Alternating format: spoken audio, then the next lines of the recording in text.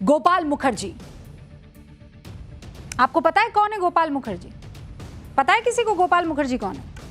जोर से बोलो हाँ या ना। नहीं जानते?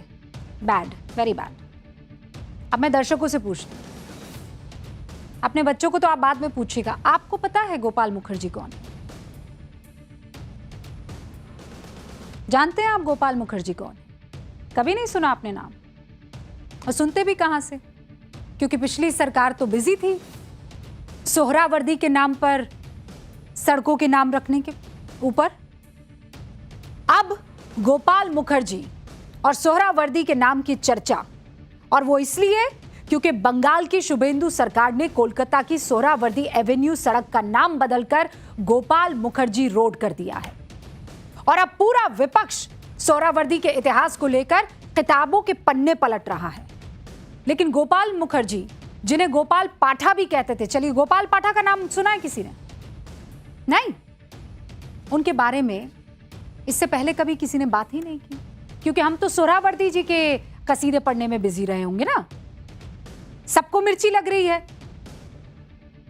कि ये क्या गोपाल मुखर्जी, आपने नाम क्यों बदला? और मिर्ची इसलिए लगी हुई है क्योंकि शुभेंदु सरकार ने ऐसे क्रांतिकारियों के नाम पर सड़क का नाम रखा है जिनके बारे में कहा जाता है कि 80 साल बाद भी उन्हें बंगाल में वो सम्मान नहीं मिला जो पहले मिल जाना चाहिए था। अब जरा पेन और पेपर लेकर बैठ जाइए, अपने दिमाग की बत्ती को एकदम जला लीजिए, क्योंकि हम आपको बताएंगे गोपाल पाठा कौन है, गोपाल मुखर्जी कौन है। आप भी अपने बच्चों को बताइएगा, और अगर अगल बगल खेलते हुए इधर उधर घूम रहे हैं तो उनको टीवी के सामने बिठा दीजिए, न्यूज की पाठशाला का हिस्सा बनाइए। गोपाल मुखर्जी 1946 के दंगों के दौरान हिंदू समुदाय की रक्षा करने वालों के रूप में याद किए जाते हैं। गोपाल पाठा ने दंगों के दौरान हिंदुओं को संगठित किया और मुस्लिम लीग के दंगों का विरोध किया था।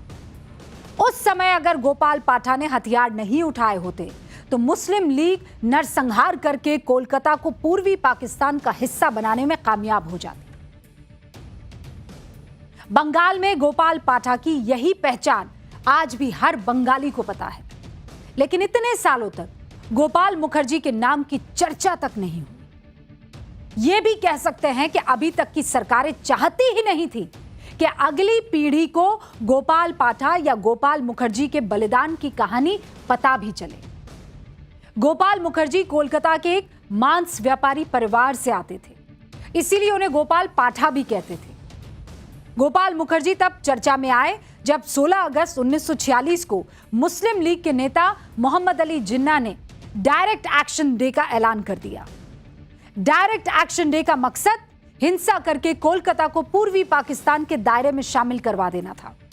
शहर में हिंसा भड़क उठी, घर जलाए गए, दुकानों में लूटपाट हुई, हत्याएं हुई, महिलाओं के साथ अत्याचार की घटनाएं हुई। ब्रिटिश हिस्टोरियन बाने वाइट ने अपनी किताब partition, the story of Indian independence and the creation of Pakistan in 1947 में इसी मसले पर कुछ लिखा है, और मैं वो पढ़कर आपको सुनाती हूं। कलकत्ता में 3 दिनों तक हिंदू मुस्लिम दंगे होते रहे। इस दौरान लगभग 5,000 लोग मारे गए और 10,000 लोग घायल हुए। हालात इतने बिगड़ गए कि सेना को व्यवस्था बहाल करने में 4 दिन लग गए। यह घटना इतिहास में ग्रेट कलकत्ता किलिंग्स के नाम से जानी जाती है। ऐसे माहौल में गोपाल पाठा मैदान में उतरे, अपने समर्थकों के साथ मिलकर हजारों लोगों की जान बचाई। 1987 जिस तरीके से उन्हें याद किया जाता है वो बहुत जरूरी हो जाता है कि गोपाल मुखर्जी को एक रक्षक के तौर में रखें और याद किया जाए, जिनके बारे में अभी तक कोई बात नहीं की गई। लेकिन अब बंगाल की शुभेंदु सरकार ऐसे देशभक्तों को सम्मान दे रही है। बंगाल से गुलामी के प्रतीकों और आक्रांताओं के नाम को हटाने का फरमान सुना रही है। सीएम शुभेंदु अधिकारी कह रहे हैं कि कोलकाता में अब कोई भी मुगल, पठान या अत्याचारी ब्रिटिश के नाम पर कोई सड़क का नाम नहीं रहेगा। उन्होंने कहा कि आप बंगाली संस्कृति और गौरव को मिटा नहीं सकते हैं। उन्होंने सड़कों और पब्लिक जगहों के नामों को रिव्यू करने के लिए एक कमेटी बनाने की घोषणा भी की। गोपाल पाठक का नाम बंगाल में एक बार फिर सुर्खियों में आया। विपक्ष को इससे परेशानी हुई। वो सोहरावर्दी के नाम पर सवाल उठा रही है। कांग्रेस का कहना है कि बीजेपी ने जिस सोहरावर्दी के नाम को हटाया है वो सोहरावर्दी तो अलग है। सर हसन सोहरावर्दी शिक्षाविद और कलकत्ता विश्वविद्यालय के पूर्व कुलपति थे, जबकि हुसैन सोहरावर्दी, जिन्हें बंगाल का कसाई कहा जाता है, पाकिस्तान के पूर्व प्रधानमंत्री थे और दोनों एक ही परिवार से थे, चाचा और भतीजे थे। इसीलिए नाम भी थोड़ा मिलता जुलता है। लेकिन जिस सोहरावर्दी के नाम पर वो सड़क रखी गई है वो सोहरावर्दी तो शिक्षाविद थे। यही बात कहकर कांग्रेस सवाल उठा रही है कि ये नाम क्यों बदला गया। और यह भी सही है कि अब तक ज्यादातर लोग यही जानते थे कि कोलकाता में सड़क का जो नाम रखा गया है, जिसे लोग कोलकाता का कसाई कहते हैं, जो पाकिस्तान के पूर्व प्रधानमंत्री भी हुआ करते थे, ये वो सोहरावर्दी है।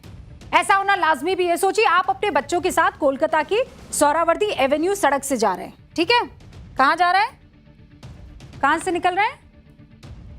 हाँ, सोहरावर्दी एवेन्यू सड़क से निकल रहे हैं।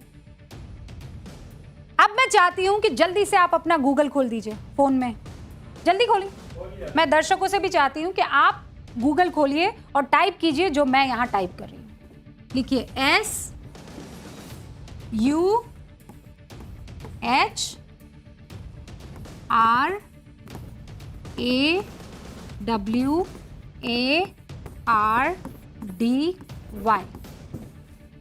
टाइप किया?